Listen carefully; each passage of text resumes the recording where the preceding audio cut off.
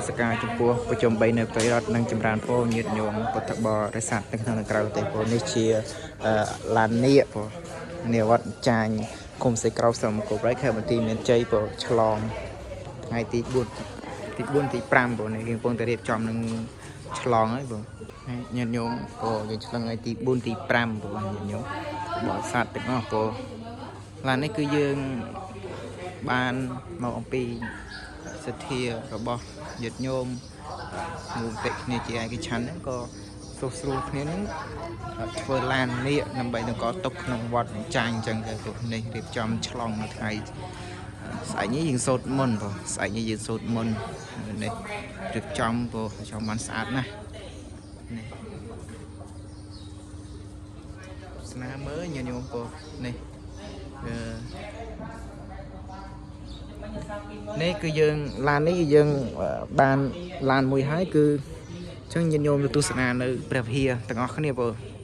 ទស្សនានៅព្រះវិហារដែលយើងបានកំពុងតែនឹងកសាងជាព្រះវិហាររបស់យើងញាតិញោមយើងរៀបនៅឆ្នាំពោបានមួយចំហៀងហើយពោឆ្នាំយើងរៀបបានមួយចំហៀងហើយញាតិញោមពោទាំងក្នុងស្រុកនិងក្រៅស្រុកពោក្នុងប្រទេសនិងក្រៅប្រទេសពោនេះជាព្រះវិហារនាវត្តអញ្ចាញ់យើងកំពុងតែជួសជុលពោដំឡើងនៅឆ្នាំថ្មីហើយនឹងស៊ីម៉ង់ការដែលថាព្រះវិហារចាស់ទៅគឺធ្វើឲ្យស៊ីម៉ង់ហ្នឹងគឺមានការបាក់បែកអញ្ចឹងទៅយើងក៏ជួសជុលបោកស្អាតដូចខាងក្រោមនេះអញ្ចឹងញាតិញោមពោដូចខាងក្រោមនេះអូខេ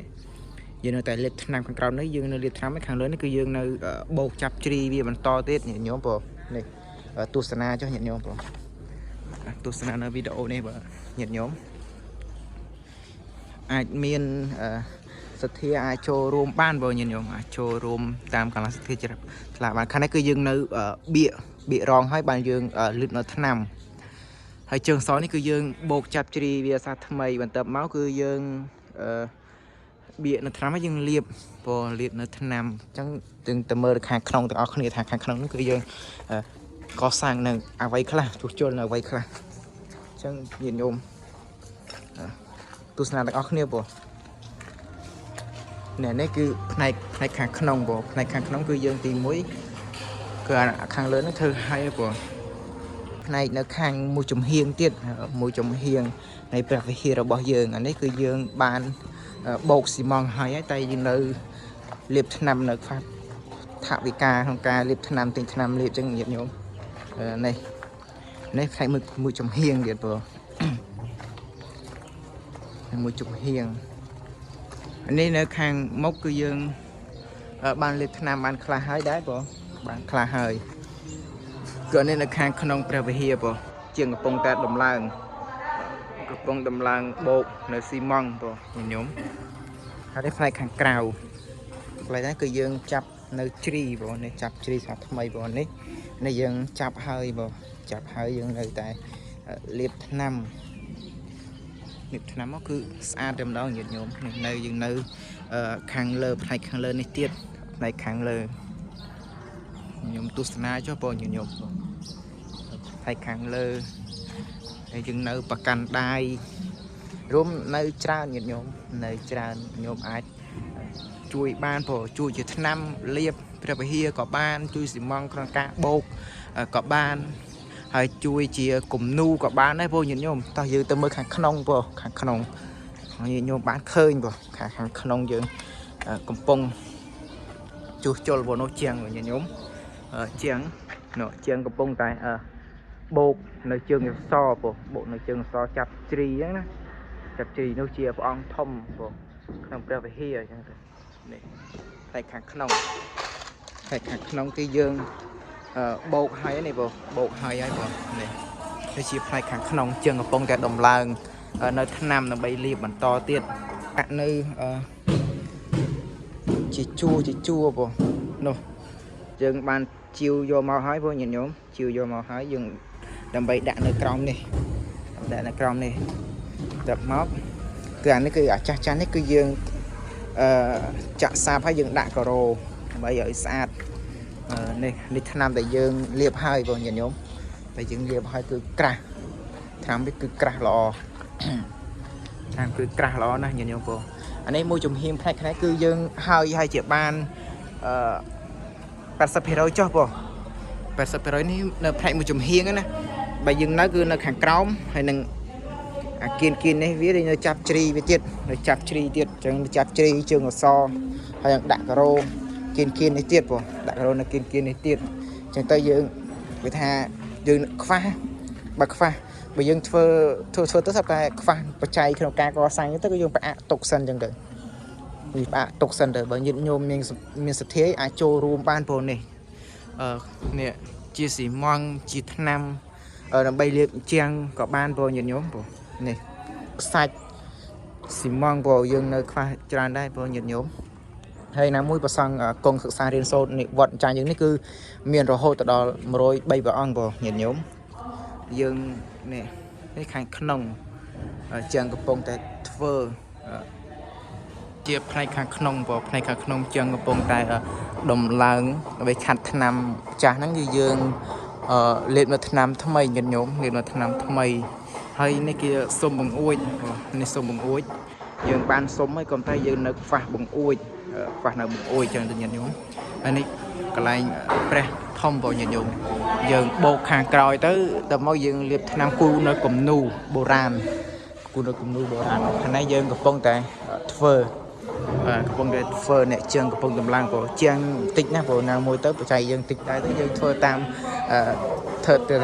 គេថាធ្វើតាមទឹកលុយនេះជាងកំពុងតែតម្លើង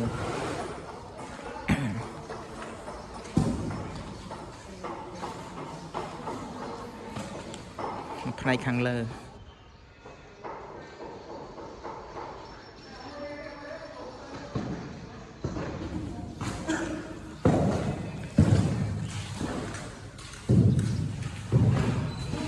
នៅផ្នែកខាងមុខហើយខាងនេះគឺយើងបោកហើយគឺយើងគូនៅគំនូញាតិញោមអាចចូលរួមបាននឹងញាតិញោមក្នុងនៅក្រៅស្រុកបងនេះយើងអាចគូនៅគំនូបុរាណបងនេះដោយសារតែព្រះវិហារយើងមានថ្នាំចាស់ចឹងទៅយើងត្រូវតែខាត់វាចេញដើម្បីឲ្យលេបមកថ្នាំថ្មីនេះញាតិញោមជាងកំពុងតែធ្វើចឹងទៅនេះអានេះនៅផ្នែកខាងមុខហើយយើងទៅមើលខាងមុខវិញគឺនេះញាតិញោមគឺស្រឡះស្អាតកំតែយើងនេះញាតិញោមកុំភ្លេចមើលបងនេះជាងនៅច្រើនណាស់បងនេះនៅច្រើនណាស់នេះផ្លូវនេះទៅតម្រង់បងនេះផ្នែកខាងក្នុងព្រះវិហាររបស់យើងបង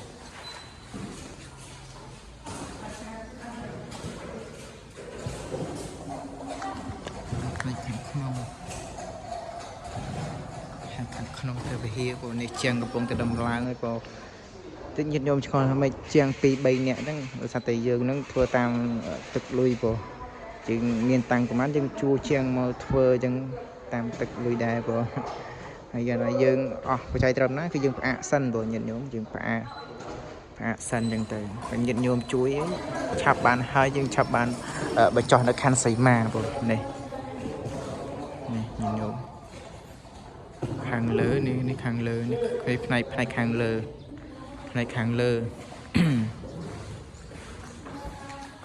នេះបោកនៅជើងសសកំពុងតែបោកហើយបងញាតិញោមទស្សនាចុះបងខាងញាតិញោមក្រៅស្រុកក្តីក្នុងស្រុកក្តីបងអាចចូលរួមបានបង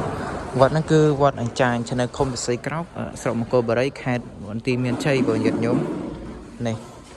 វត្តហ្នឹងគឺមានប្រសង់គង់សិក្សារហូតដល់103ព្រះអង្គបង103ព្រះអង្គគង់សិក្សាស្នាក់នៅរៀនសូត្រចឹងទៅយើងណាមួយវត្តហ្នឹងនៅចិត្តស្រុកចឹងទៅយើងទទួលលោកដើម្បីមកគង់នៅសិក្សារៀនសូត្រកាលណាដែលថាវត្តបើកាលណាដែលថាពុទ្ធសាសនាយើងបើអត់ប្រសង់គង់សិក្សារៀនសូត្រនៅ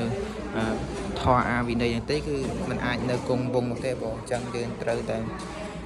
ថែរក្សាបងដោយពាក្យចាស់មួយពោលថាភ្នំថ្មថែរក្សានៅភ្នំ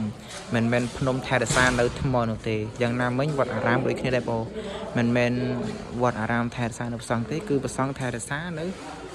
វត្តអារាមទៅវត្តអារាមយើងមានភាពរីកចម្រើនក្រៅតែប្រសង់កាន់តែច្រើនពុទ្ធសាសនាយើងកាន់តែរីកនឹងចម្រើនទៅដល់អាចគង់វង្សនៅយូរបើអញ្ចឹងទៅញាតិញោមបងនេះបងកសាងណាយើងញាតិញោម ទស្សនាមើលពោអានេះផ្នែកខាងក្នុងបងញញោមផ្នែកខាងក្នុងកុំភ្លេចញញោមយើងនៅគូនៅគំនូទៀតពោតែគូនៅគំនូហើយយើងនៅដាក់សុំបង្អួចឬនៅដាក់បង្អួចតាមគីនទៀតពោចឹងថាពីសុំចម្រើនពោលាពោញញញោមពោលា